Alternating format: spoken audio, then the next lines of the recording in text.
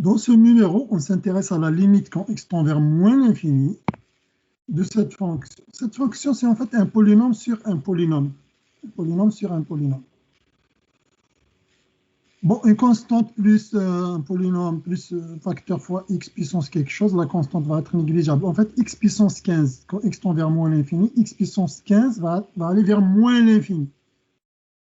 Ensuite, il y a un moins devant x15, il y a un signe moins, ça veut dire ça va aller vers plus l'infini. Plus l'infini en ajoutant une constante, ça va aller vers...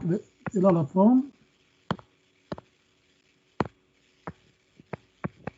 Le numérateur, c'est l'infini. L'infini plus une constante, on a dit c'est l'infini. Le dénominateur,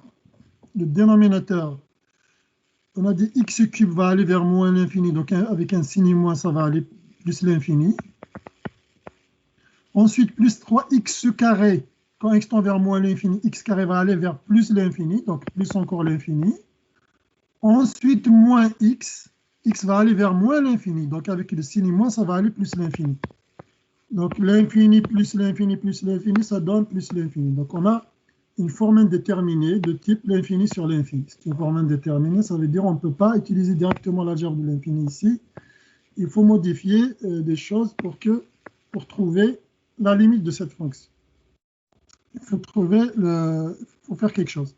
Comment on fait au voisinage de l'infini? Après, je vais vous dire ici, je vais laisser un espace pour la vérification. Au voisinage de l'infini, on a dit on utilise le terme dominant limite quand x tend vers moins l'infini. Le terme dominant en numérateur, sans la constante. Sans la constante, c'est x15. Fois quoi? Donc, fois moins 48 plus 13 divisé par x15. Ça, j'espère que c'est clair pour tout le monde. Au dénominateur, on a une quantité, mais elle-même puissance 5. Comment on fait? On extrait d'abord un terme dominant au dénominateur, à l'intérieur des parenthèses, un terme dominant, on fait une factorisation comme on a fait ici, à l'intérieur des parenthèses. Ensuite, j'applique ma puissance 5.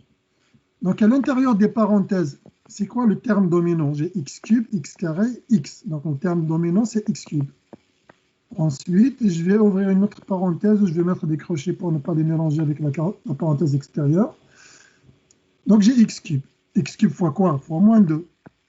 Ensuite, plus 3, 3x carré. Mais j'ai déjà x cube ici à l'extérieur. 3, il est déjà multiplié par x cube. Moi, je veux juste une multiplication par x carré. Donc, je dois diviser par x. Ensuite, moins x, c'est-à-dire moins 1 fois x, alors que j'ai multiplié par x cube. Donc, ça donne moins 1 sur x carré, le tout puissance 5. Voilà comme première étape. Maintenant, deuxième étape, c'est égal à quoi? Donc, x15, toujours moins 48 plus 3 sur x15. Déjà, vous allez remarquer, donc on a une multiplication. Vous allez remarquer ça, on va le dire après que ça va tendre vers 0 quand x tend vers l'infini. Okay? Ça va tendre vers 0, limite quand x tend vers moins l'infini. Mais on va parler de ça après. L'essentiel, au dénominateur, j'ai une multiplication de deux éléments et le tout puissance 5. Donc, je peux écrire c'est x puissance 3, le tout puissance 5, mais là, vous pouvez écrire directement x8. Bon, là, je vais détailler, mais vous pouvez écrire x8 directement, pour ne pas vous encombrer avec ça. Fois moins 2, plus 3 sur x, moins 1 sur x carré, puissance 5.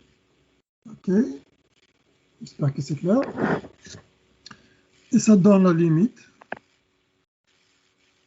Ici, en fait, x15. Si vous voyez x15, x puissance 3, puissance 5, ça va donner x15. Donc, je vais s'appuyer directement ici. Vous pouvez ajouter une étape dans laquelle vous allez créer x15. Et moi, je vais écrire directement la limite de x tend vers moins l'infini. De quoi? Moins 48 plus 3 sur x15 sur moins 2 plus 3 sur x moins 1 sur x carré. Ensuite, qu'est-ce que je remarque? Je remarque que ça tend vers 0. Ça tend vers 0. Ça tend vers 0. OK. Qu'est-ce que j'ai écrit ici? moins 1 sur x carré.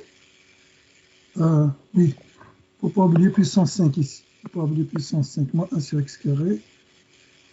Normalement, tout est bon. Vous voyez que ces quantités tendent vers 0. Et le résultat, donc, ça va être quoi? En haut, on va obtenir juste moins 48. En bas, on va obtenir moins 2 puissance 5. Et là, vous dites c'est quoi égal cette quantité. Moi, je ne vais pas faire le calcul de ça. Donc, vous terminez en donnant le résultat de la division de 48 sur 2 puissance 5.